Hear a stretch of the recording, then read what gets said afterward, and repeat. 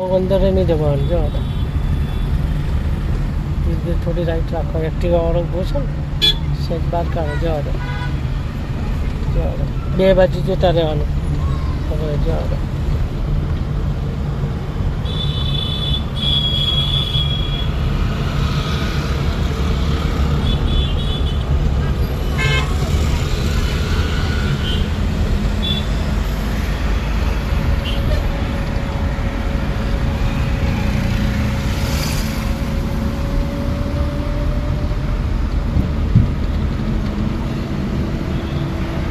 આપો થોડી એક્સિડન્ટ.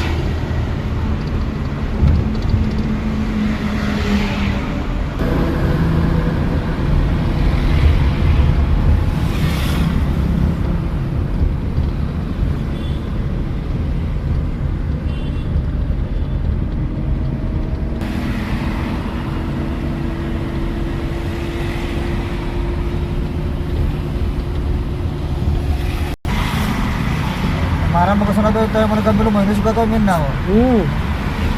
જ્યાં સુધી પોતાના મગજથી ના સાડે એ ના કરો ને ત્યાં સુધી નકામું છે. પોતાના માઇન્ડથી તૈયાર થઈ જાઓ ને તો તમે તૈયાર.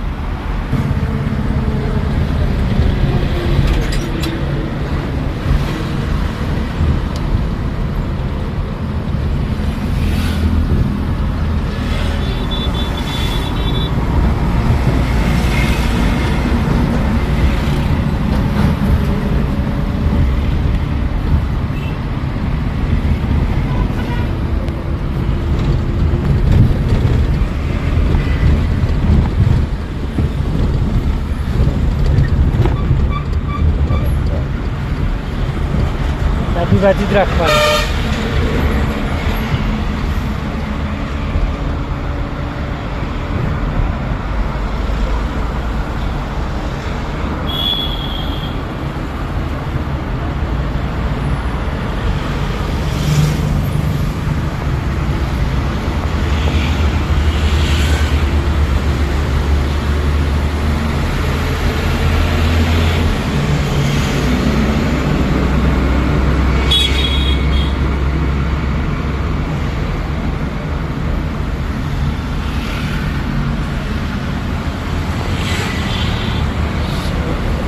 બ્રેક ઉપર પગ રાખવા.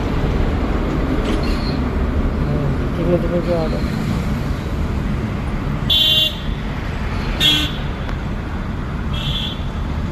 ટ્રક પાછળ આ રિક્ષા પાછળ જ રાખજો એટલે વાંધો નહીં.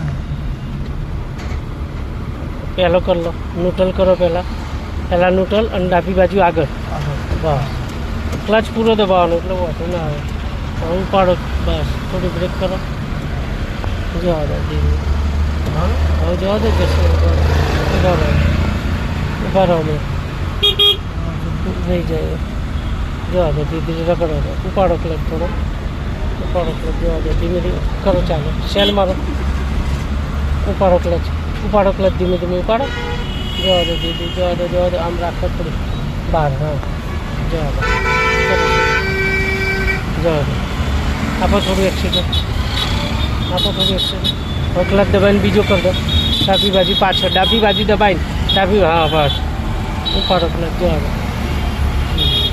પછી કાઢ લેશો તો ચાલશે. ધીરે ધીરે ધીરે જવા દો. ધીરે કરો સીધું. ટાઈટ પાઉં પકડો છો સ્ટેરિંગ. કેમ એવું? પણ સ્ટેરિંગ ટાઈટ નહીં પકડો. કોઈ સ્ટેરિંગ ટાઈટ પકડો તો તમારું મુવમેન્ટ જ ના થાય. કાપોટન સ્ટેરિંગ ટાઈટ પકડીને કોઈ મતલબ નથી. ખ્યાલ આવે?